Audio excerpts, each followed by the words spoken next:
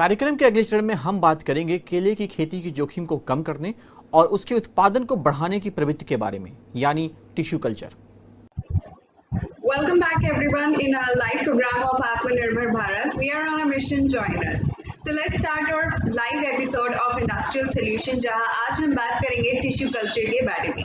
To tell you more about the topic, we have invited our industry expert Dr. Neeraj Jain, faculty, Maharishi University. I also have the pleasure of welcoming our panelist, Mr. R.K. Saxena from IIT. First of all, I would like to request Dr. Neeraj to tell us a brief about tissue culture industry.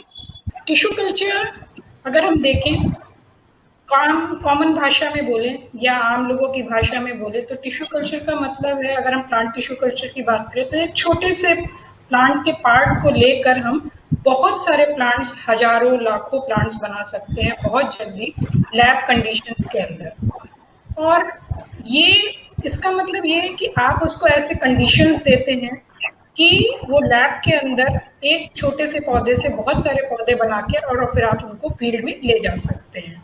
तो ये tissue culture और science behind this is कि इसका जो उत्पत्ति है वो ऐसे हुआ कि जब ये डिस्कवरी हुई कि cell is the structural and functional unit of life, तो इसका मतलब ये हुआ कि एक सेल पूरे प्लांट को या पूरे एनिमल को लीड कर सकता है। मतलब कि अगर आप सिंगल सेल भी लेते हैं तो आप उससे पूरा पौधा बना सकते हैं अगर आप उसको सही एनवायरमेंटल और फिजिकल कंडीशंस देते हैं। और इसकी शुरुआत बहुत पहले हुई 1902 में। अगर हम देखें, गॉटलिब हैविलैंडेट एक साइंटिस्ट थे जिन्होंने सबसे पहले इसकी शुरुआत करी, जब उन्होंने ऊतक जिसको हम कहते हैं या टिश्यू कहते हैं, जो लीफ का टिश्यू होता है, पत्तियों का टिश्यू होता है, उसको लेकर उन्होंने आर्टिफिशियल मीडिया में कल्चर करा, जहां पर उन्होंने देखा कि सेल्स ग्रो करने लगे और उसमें स्टार्च बनने, मतलब उसमें एक्टिविटी शुरू हो गई थी। और इस तरह से उन्होंने देखा कि उस कल्चर को, उस सेल्स को बहुत दिनों तक उस मीडिया में रख सकते थे। तो ऐसे शुरुआत हुई टिश्यू कल्चर की या प्लांट टिश्यू कल्चर की। Thank you, ma'am, to tell us a brief about the tissue culture. Now I request Mr. R.K. Saxena जी कि वो अब अपने सवाल हमारे एक्सपर्ट से पूछें। मोस्ट वेलकम है आईडी। नमस्कार सर। नमस्कार आईडी में आपका बहुत स्वागत है और समय देने के लिए दिल से आभारी हैं हम लोग आपके लिए। मैडम, ये बताइए कि traditional plant growing and multiplication से टिश्यू कल्चर कैसे डिफरेंट है? ट्रेडिशनल प्लांट में आप क्या करते हैं कि एक कटिंग लिया आपने, पौधा है जैसे आपके पास तरह का पौधा है, आपने उसका कट और आप उसको जमीन में लगाते हैं, सॉइल में लगाते हैं और वो ग्रो करना शुरू करता है जी। तो कई बार हम ये देखते हैं कि जो कटिंग आपने लिया है वो ग्रो करती है, नहीं करती है। और हमने ये भी देखा है कि सभी प्लांट्स की कटिंग्स को आप ग्रो नहीं कर सकते। या फिर दूसरी चीज होती है कि आप सीड से ग्रो कर सकते हैं, पौधे को सीड से बना सकते हैं। तो काफी बार हमने देखा है कि सीड्स ऐसे होते हैं कि वो कई बार ग्रो कर पाते हैं, नहीं ग्रो कर पाते हैं। कई बार उनको आपको पीस के लगाना होता है, भिगो कर लगाना होता है। लेकिन टिश्यू कल्चर की जब हम बात करें, अगर हमने उसमें सही कंडीशन सारी जो मेंटेन करी है, जो एक प्रोटोकॉल होता है, तो इसका मतलब कि आप किसी भी तरह का पौधा है, चाहे वो सीड से उगता है या नहीं उगता है, उसका अगर आप छोटा सा पार्ट लें हैं तो आप उसको आसानी से कंडीशंस में ग्रो कर सकते हैं। और एक कटिंग से आप कई सारे पौधे बना सकते हैं, बिना सीड के आप पौधा बना सकते हैं। और उसमें ऐसा भी नहीं देखना होता है कि इस समय ये पौधा ग्रो करेगा नहीं, मतलब सीजन उसका है कि नहीं है। किसी भी सीजन में आप कोई भी पौधा ग्रो कर सकते हैं। और जो पौधे जो टिश्यू में उगाए जाते हैं वो ज्यादातर या सभी पौधे इंश्योर करे जाते हैं कि डिजीज फ्री होते हैं, वायरस फ्री होते हैं और काफी हेल्दी होते हैं, विग्रस होते हैं और बहुत अच्छा रिजल्ट फील्ड में देते हैं। यही मेजर डिफरेंस है। ये मेजर डिफरेंस है जी मैडम। डिफरेंट टाइप के टिश्यू कल्चर्स भी होते हैं, तो कौन कौन से डिफरेंट कल्चर्स होते हैं, डिफरेंट टिश्यू कल्चर्स होते हैं?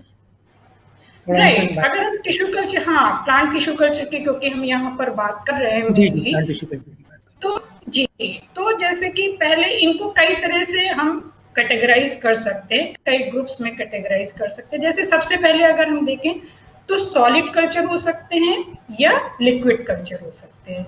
मतलब सॉलिड मतलब सेमी सॉलिड होते हैं, जब अगर एक मीडियम जो थोड़ा सा थिक मीडियम होता है, थोड़ा जमा हुआ मीडियम होता है, अगर आप उसमें ग्रो करते हैं तो उसको हम कहते हैं सॉलिड कल्चर। अगर आप इसी कल्चर को लिक्विड में ग्रो करते, उसमें कोई अगार नहीं डालते, जिसकी बात हम आगे अभी कर भी सकते हैं। अगार होता है, जेलिंग मीडियम होता है, अगर आप वो नहीं डालते तो लिक्विड कल्चर होता है, जिसको हम सस्पेंशन कल्चर भी करते हैं।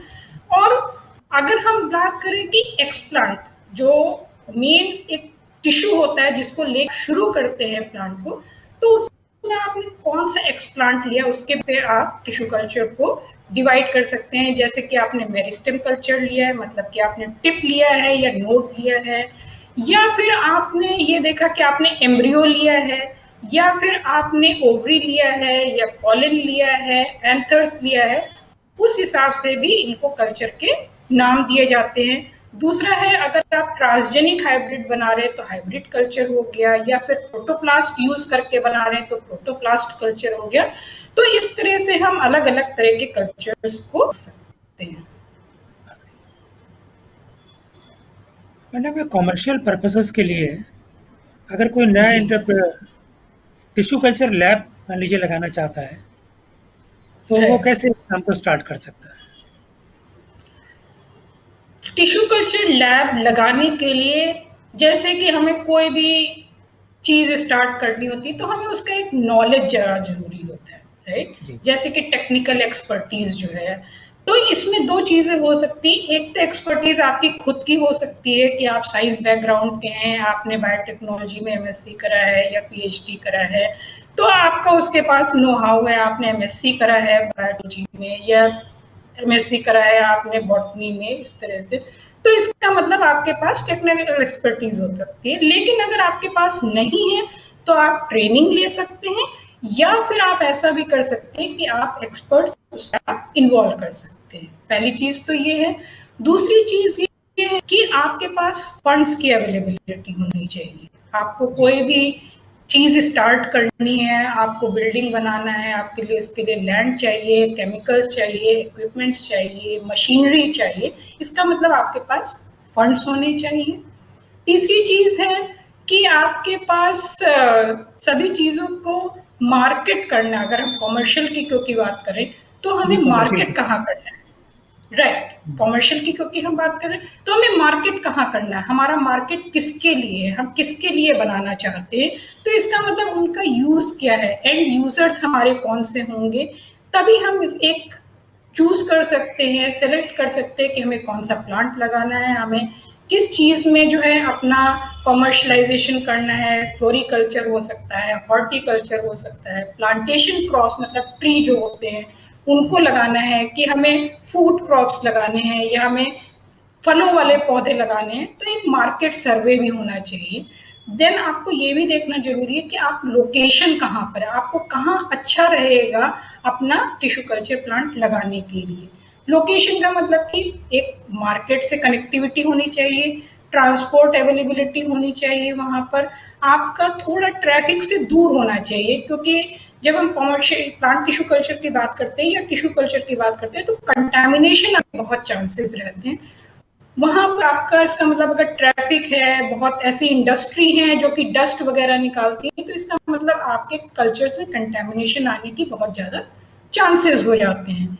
इसके बाद आता है कि आप लेबर ठीक से मिलना चाहिए, वहाँ पर लेबर की अवेलेबिलिटी होनी चाहिए, ये चीज़ है। उसके बाद जो है आपका आता है कि आप मशीनरी वगैरह वहाँ पर आराम से ला सकें, तो ये चीज़ें हैं। देन एक चीज़ आती है इलेक्ट्रिसिटी सप्लाई, बिजली की सप्लाई बहुत अच्छी होनी चाहिए वहाँ पर। वैसे आप जनरेटर वगैरह लगा सकते हैं जी, कंटिन्यूअस जनरेटर वगैरह, राइट, कंटिन्यूअस सप्लाई होना चाहिए। उसके लिए यूपीएस लगा सकते हैं, जनरेटर लगा सकते हैं, बट स्टिल एक पावर सप्लाई का बैकअप होना चाहिए। देन आपका ड्रेनेज की सुविधा बहुत अच्छी होनी चाहिए, वाटर सप्लाई कंटिन्यूअस होना चाहिए, बहुत अच्छा होना चाहिए, या स्टोरेज की सुविधा हो जहाँ पर आप। तो इसलिए आपको इन चीज़ों का ध्यान रखते हुए आप अपना स्टार्ट कर सकते हैं कॉमर्शियल टिश्यू कल्चर। राइट। इसमें मतलब इनिशियल इन्वेस्टमेंट लगभग कितना होता है अगर एक नॉर्मल जी, साइज? Invest right. अगर हम इन्वेस्टमेंट की बात करें तो हम 2-3 चीज़ें इसमें पहले सोच सकते हैं। पहला तो ये है कि आप कितना बड़ा प्लांट लगाना चाहते हैं, कितना प्रोडक्शन करना चाहते हैं। तो अगर हम बात करें एक मिनिमम स्पेस की बात करें, वैसे तो बहुत बड़े-बड़े भी लोग लगा लेते हैं, लेकिन अगर आप थोड़ा छोटा सेटअप से स्टार्ट करते हैं तो अच्छा होता है। एक मिनिमम अगर सेटअप भी स्टार्ट करना है आपने, तो 2000 स्क्वायर मीटर का आपका एक लैंड होना चाहिए कम से कम फॉर द लैब। देन आप अगर हार्डनिंग भी करने वाले हैं तो एक आपका 1000 मीटर स्क्वायर से लेके 1500 मीटर स्क्वायर तक का एक हार्डनिंग का सेटअप, जिसमें कि हम ये आपका जो पॉली हाउस होता है, ग्रीन हाउस होता है, वो बनाने की सुविधा होनी चाहिए। तो कम से कम अगर हम इस तरह पूरा लैंड वगैरह का कॉस्ट देखें तो आपका कुछ 90 लाख के अराउंड तक का इन्वेस्टमेंट आ जाता है, सब मशीनरी वगैरह अगर आपने शुरुआत से शुरू करना है तो एक मिनिमम इतना आएगा आपका। से अबाउट 3500 स्क्वायर मीटर कम से कम होना चाहिए एक मिनिमम सेटअप स्टार्ट करने के लिए। जी मैडम, इसमें वो डिफरेंट एवेन्यूज क्या हैं जिसमें कोई एंटरप्रेन्योर न्यू फील्ड में आ सके? इसमें ऐसे कौन से एवेन्यूज हैं? अगर हम इसमें देखें तो पहली चीज तो है कि आप मल्टी प्लांटिंग मटेरियल जो है, राइट, या यूनिफॉर्म प्लांटिंग मटेरियल है, और large number of planting material आप फार्मर्स को दे सकते हैं, प्लांटेशन क्रॉप जो उगाते हैं उनको दे सकते हैं। एक तो ये चीज़ है, आप इसमें बहुत ज़्यादा कर सकते हैं। उसके बाद ऐसा होता है कि बहुत सारे गवर्नमेंट के प्रोजेक्ट्स होते हैं जो कि आप उसमें फ्लोरिकल्चर के प्लांट्स या फिर जो फ्रूट्स के प्लांट्स हैं उनको बनाने के लिए आपको वो प्रोजेक्ट दे सकते हैं। तो उस तरह से आप एंटरप्रेन्योरशिप कर सकते हैं इसमें। और इसमें आप, अगर आपके पास बहुत एक्सपर्टीज अच्छी होगी, आपके पास एक्सपीरियंस है, तो आप ट्रेनिंग भी दे सकते हैं, कंसल्टेंसी भी दे सकते हैं। ये चीज़ें भी आप अपने टिश्यू कल्चर प्लांट से एंटरप्रेन्योरशिप कर। इस मैडम टिश्यू कल्चर कॉन्सेप्ट को सर्विस टू क्लाइंट की तरह भी हम यूज कर सकते हैं, and can we have some products from this venture? Sure, you can have projects from this venture. जैसे कि मैं अभी थोड़ा सा, जब मैं एवेन्यूज के बारे में बात करी, उसमें मैंने एक मेंशन करा था कि काफ़ी बार जो है गवर्नमेंट के प्रोजेक्ट्स ऐसे होते हैं जिसमें वो प्रोजेक्ट तो उनके पास है, उन्होंने किसी को दिया प्रोजेक्ट, अब वो पूरा सेटअप नहीं लगाना चाहता है, तो वो हमारे पास अगर टिश्यू कल्चर का लैब है तो वो हमारे पास आ सकता है कि आप इसके प्लांट्स हमें प्रोड्यूस करके दे दे, तो एज सर्विस टू क्लाइंट भी दे सकते हैं। दूसरा है, एक बहुत ऐसा कॉन्सेप्ट आता है बायबैक पैकेज का, जिसमें जो है आप टिश्यू प्लांट्स को प्रोड्यूस करते हैं, फार्मर्स को देते हैं, देन उनका जो प्रोडक्ट है, जैसे कि उनके फ्रूट है या फ्लावर्स है, उनको आप एंड यूजर जहाँ पर वो अपनी मार्केटिंग कर सके वहाँ भी आप वो पूरा एक पैकेज भी दे सकते हैं। तो इस तरह आप सर्विस टू क्लाइंट भी दे सकते हैं। क्लाइंट प्रोवाइड की जा सकती है। Right right. मैडम, एक सेल कल्चर के बारे में हम लोगों ने सुना है, तो आप इसको थोड़ा एक्सप्लेन कीजिए, ये टिश्यू कल्चर से कैसे डिफरेंट है? हाँ, टिश्यू कल्चर, जैसे कि हम अगर साइंस इसमें थोड़ी सी बात करें, जनरल साइंस की, टिश्यू और सेल, सेल एक सिंगल एंटिटी होता है और उससे टिश्यूज बनते हैं। तो जब हम टिश्यू कल्चर की बात करते हैं, इसका मतलब हम उसमें ग्रुप ऑफ सेल्स ले रहे हैं, और जब हम सेल कल्चर की बात करते हैं उसमें हम सिंगल सेल ले रहे हैं। इसका मतलब जो मिसिंग होती है सेल कल्चर की, वो होती तो टिश्यू से ही है, लेकिन हम उसको सेल लेवल पे ले जाते हैं। और इसमें एक चीज और होती है कि ज्यादातर सेल कल्चर आप लिक्विड कल्चर में करते हैं, जिसको अभी मैंने सस्पेंशन कल्चर के बारे में बताया था। तो इसमें क्या होता है कि टिश्यू को आप अनडिफरेंशिएटेड मास, जिसको हम कैलस कहते हैं, पहले उसमें बनाकर और हम लिक्विड कल्चर में डाल के सेल्स को अलग अलग करके उनको ग्रो करते हैं। और हमारा एम इसमें ये होता है कि आगे जाकर हम इसमें सेकेंडरी मेटाबोलाइट प्रोड्यूस कर सकें, और सेकेंडरी मेटाबोलाइट जो ज़्यादातर हमारे मेडिसिनल यूज के बहुत ज़्यादा हैं। इसमें एक ये आप कहेंगे हम यूज क्यों कर रहे हैं, क्यों हम लिक्विड कल्चर या सेल कल्चर करना चाहते हैं, तो इसका ये एक फायदा होता है कि आप प्लांट से, मान लीजिए एक मेडिसिनल प्लांट है, जैसे हम टैक्सेस की बात करें जो कि काफी एक्सटिंक्ट होता जा रहा है, खत्म होने वाला है, ये अगर कोई प्लांट नहीं भी खत्म हो रहा है, बहुत ज्यादा इस्तेमाल करेंगे तो वो खत्म हो जाएगा। तो हम पूरे प्लांट को ना यूज करके, उसके छोटे से टिश्यू को यूज करके हम उसकी मेडिसिनल जो कंपाउंड्स हैं उनको सेल में या लैब में ही बना सकते हैं थ्रू सेल कल्चर। मैडम थोड़ा सा ये टिश्यू कल्चर के प्रोसेस के बारे में ब्रीफिंग दें। राइट, टिश्यू कल्चर का प्रोसेस जैसे मैंने बताया, कोई भी टिश्यू कल्चर आप जब स्टार्ट करते हैं और उसको कल्चर करना होता है, तो इसमें कई सारे स्टेप्स होते हैं इसके लिए। तो सबसे पहले हमें टिश्यू लेना होता है जिसको हम कहते हैं एक्सप्लांट, और इस एक्सप्लांट को, क्योंकि हम जो बाहर प्लांट ग्रो कर रहा है ज्यादातर हम उससे लेकर आते हैं, जब हम उससे लेकर आते हैं इसका मतलब बाहर बहुत सारी ऐसी चीजें होंगी, डस्ट होंगी, कीड़े मकोड़े होंगे, या फिर वायरसेस होंगे, डिजीज होंगी, या फिर उसमें फंजीसाइड डाला हुआ होगा पहले से कुछ भी। तो हम उस पहले एक्सप्लांट को लेते हैं और हम उसको लैब में लाके उसकी बहुत अच्छी तरह से वॉश करते हैं, जिसको हम कहते हैं सरफेस स्टरलाइजेशन। मतलब कि आप पूरे जो एक्सप्लांट है उसको अच्छी तरह से उसमें से डिजीजेज या फिर फंजीसाइड या फिर डस्ट को हर तरह से आप निकाल देते हैं। तो इसके लिए पहले बहुत अच्छे से जो वहाँ पर डिटर्जेंट लैब में यूज करा जाता है उससे हम वॉशिंग करते हैं, और देन कुछ केमिकल्स ऐसे हैं जैसे 70% एथेनॉल है, मर्क्यूरी क्लोराइड है, इससे हम उस एक्सप्लांट को अच्छे से वॉश कर लेते हैं।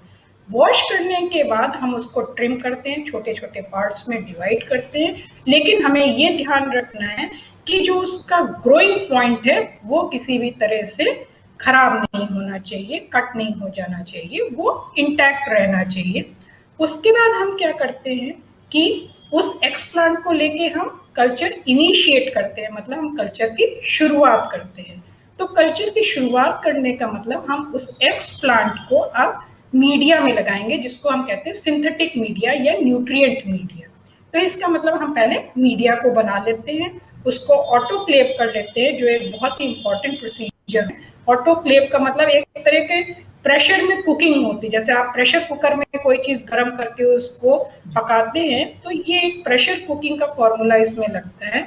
और मीडिया स्टरलाइज कर लेते हैं, उसको हम पोर कर लेते हैं, ठंडा होने देते हैं। उसके बाद 2-3 दिन तक रखने के बाद हम उस मीडिया को इस्तेमाल करते हैं एक्सप्लांट लगाने के लिए। और इस एक्सप्लांट को लगाने के प्रोसेस को हम कहते हैं इनॉक्यूलेशन। इस प्रोसेस को एक बंद कमरे में करा जाता है, एक लैमिनर फ्लो होता है, एक इक्विपमेंट होता है जिसमें आप अपना काम करते हैं। तो हम इनॉक्यूलेशन कर देते हैं, मतलब के ऊपर हम एक्सप्लांट को लगा देते हैं। उसके बाद हमारा नेक्स्ट प्रोसेस होता है इस्टेब्लिशमेंट, मतलब कल्चर्स वहां पर सेट हो जाने चाहिए। इसके लिए हम करते हैं इंक्यूबेशन, मतलब हम एक अलग रूम में इसको ले जाते हैं जिसमें एक्सप्लांट वाला मीडिया है, वो हम ले जाते हैं और उसको हम इंक्यूबेशन करते हैं, मतलब हम उस प्लांट को वहां पर ग्रो करने के लिए कंडीशंस देते हैं, जैसे लाइट है, टेम्परेचर है, ह्यूमिडिटी है, इन सबको हमें बहुत एक कंट्रोल्ड वे में देना होता है। हर प्लांट के लिए ये आपको सेट करना होता है, जिसको हम प्रोटोकॉल के तहत सेट करते हैं। मतलब वहां पर इंक्यूबेट कर दिया। इंक्यूबेट के बाद वो प्लांट धीरे धीरे ग्रो करता है। तो इसमें क्या होता है, सबसे पहले प्लांट या तो उसमें पत्तियां आना शुरू होंगी या वो लंबाई में बढ़ना शुरू होता है, तो that is called as shooting और इलोंगेशन, जिसको बढ़ने का प्रोसेस होता है। फिर उसके बाद जी ग्रोथ होगा। अब इसमें क्या होता है, थोड़ा सा यहाँ पर आपको एक मीडिया चेंज भी करना पड़ सकता है, क्योंकि अब आपको उसमें रूट्स लाने हैं। तो कई बार मीडिया में थोड़ा सा चेंज करके, इसका मतलब जो थोड़ा बड़ा हुआ एक्सप्लांट है उसको हम दूसरे मीडिया में लगाते हैं रूटिंग के लिए, तो उसमें रूट्स आना शुरू हो जाते हैं। That is the process of routing. अब हमने प्लांट को ग्रो कर लिया है, एक्सप्लांट हमारा ग्रो कर गया है, रूटिंग हो गया है। अब हमारा नेक्स्ट स्टेप होगा कि प्लांट को हमें फील्ड में ले जाना है। इस प्रोसेस को हम हार्डनिंग कहते हैं। अब क्योंकि हमने इस पौधे को बहुत कंट्रोल्ड कंडीशन में लिया था, एक बच्चे की तरह उगाया जिसको हमने कुछ भी बाहर का कोई कंडीशन नहीं दिया, कोई हार्श कंडीशन नहीं दिया, इसका मतलब हम पौधे को एकदम से फील्ड में नहीं ले जा सकते हैं। इसका मतलब हमें क्या करना होगा कि पौधे को धीरे धीरे फील्ड में ले जाना होगा। तो उसके लिए इन विट्रो हार्डनिंग होता है, मतलब कि आप उसको ऑटोक्लेव सॉइल में पहले उगाते हैं, तब हाई ह्यूमिडिटी रखते हैं और लाइट कम रखते हैं।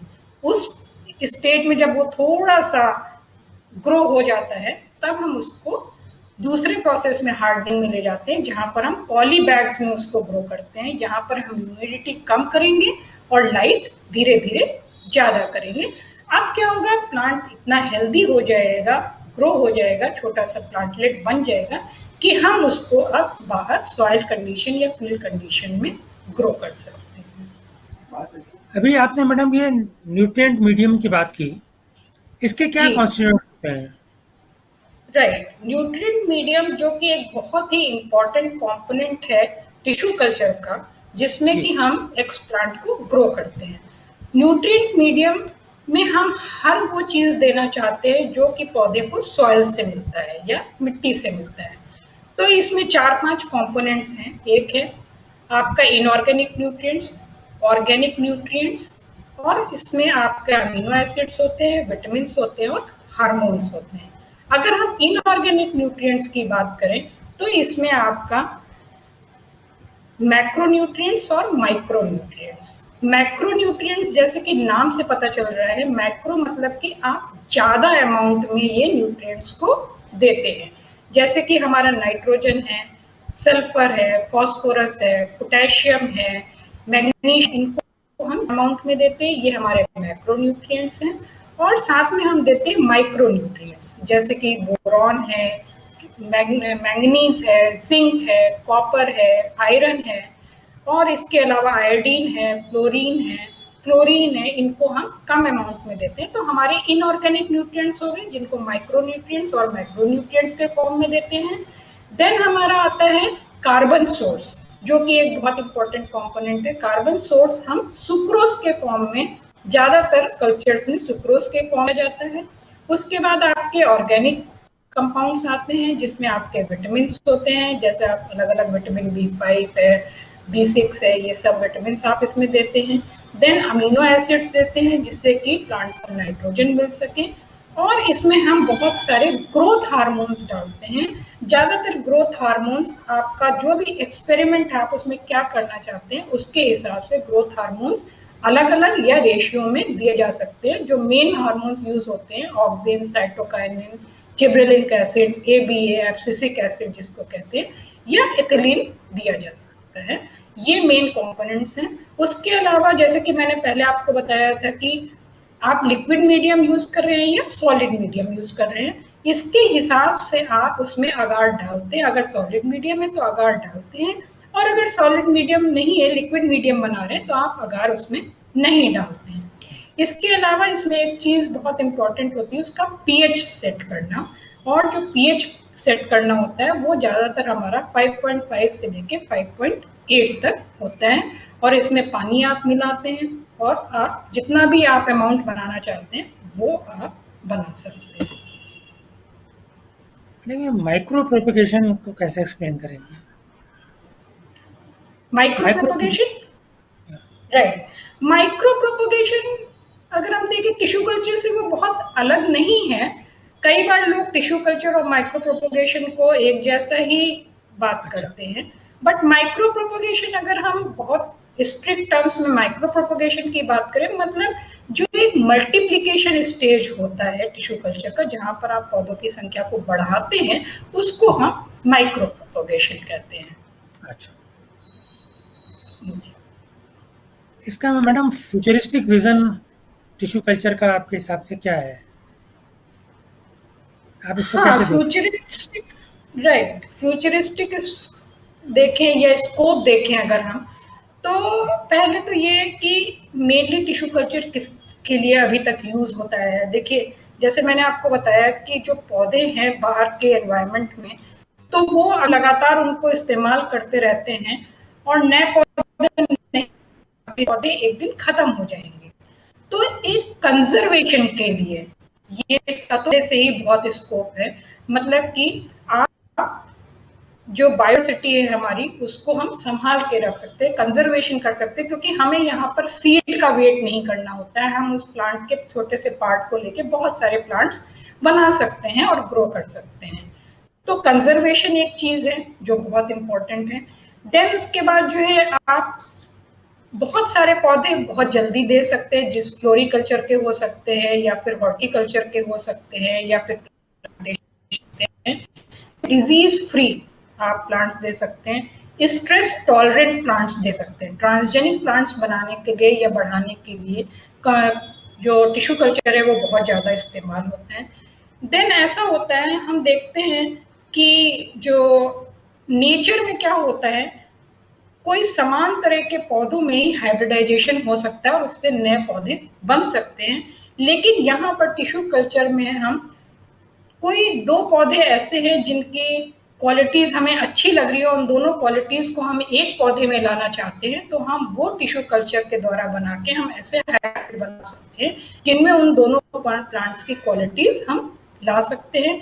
उसके बाद टिश्यू कल्चर सिंथेटिक सीड्स बनाने में भी बहुत ज़्यादा इस्तेमाल होता है। प्लस आप जो क्रायो प्रिजर्वेशन है, आप किसी प्लांट को बहुत ठंडे टेम्परेचर में बहुत दिनों तक स्टोर करके रख सकते हैं और जब भी आप उससे प्लांट बनाना चाहें तो आप नया प्लांट उससे बना सकते हैं। तो ये इस तरह की कुछ चीज़ें हैं जो टिश्यू कल्चर से बहुत फ़ायदे होते हैं और आप आगे इसको इस्तेमाल कर सकते हैं, टिश्यू कल्चर के द्वारा कर सकते हैं।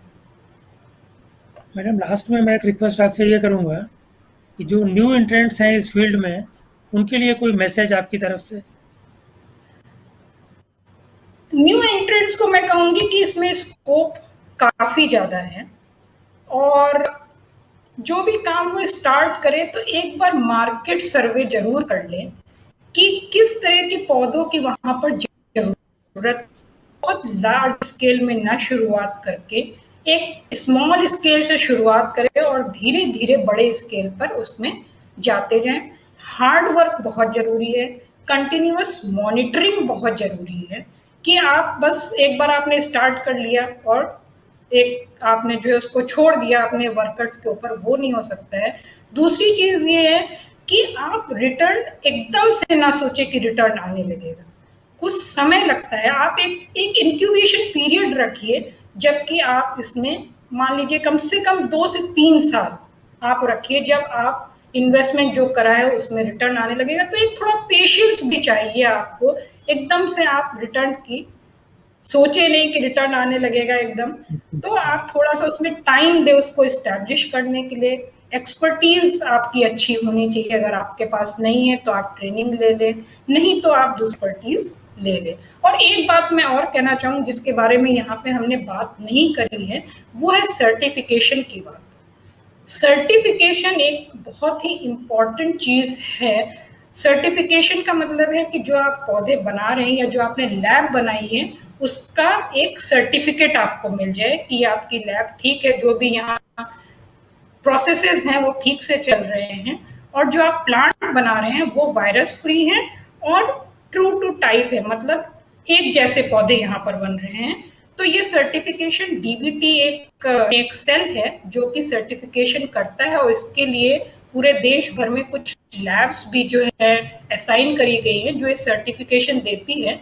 इस सर्टिफिकेशन के काफ़ी फायदे हैं।